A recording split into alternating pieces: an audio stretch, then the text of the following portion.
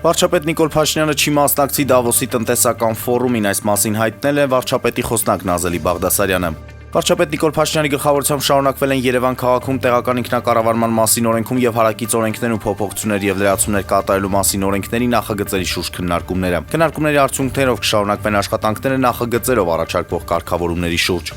Հունվարի 14-ի ժամը 8-ից մինչև հունվարի 16-ը ժամը 8-ը ներքին գործերի նախարարության ճգնաժամային կառավարման ազգային եւ մարզական վարչությունների ճգնաժամային կառավարության կենտրոններ մի շարք ահազանգեր են ստացվել հանրապետության տարբեր տարածքներում ավտոճանապարհներին ձյան պատճառով արգելափակված տրանսպորտային միջոցների վերաբերյալ։ Նշվում է, որ արգելափակումից դուրս է բերվել 89 տրանսպորտային միջոց։ Պաշտպանության նախարար Սուրեն Պապիկյանն այցելել է Պաշտպանության նախարարության զորամասերից մեկը, Պաշտպանության գերատեսչության ղեկավարը շրջել է զորամասում, ծանոթացել ծառայության եւ ուսումնական գործընթացի կազմակերպմանը, առանձնազրույցներ ունեցել զորամասի սպաների հետ։ Վլադիմիր Պուտինը հեռախոսազրույցներ ունեցել Իրանի Իսլամական Հանրապետության նախագահ Մասուդ Փեզեշքյանի հետ, զրույցի ընթացքում երկու ղեկավարները աջակցել են տարածաշրջանում լարվածության թուլացմանը։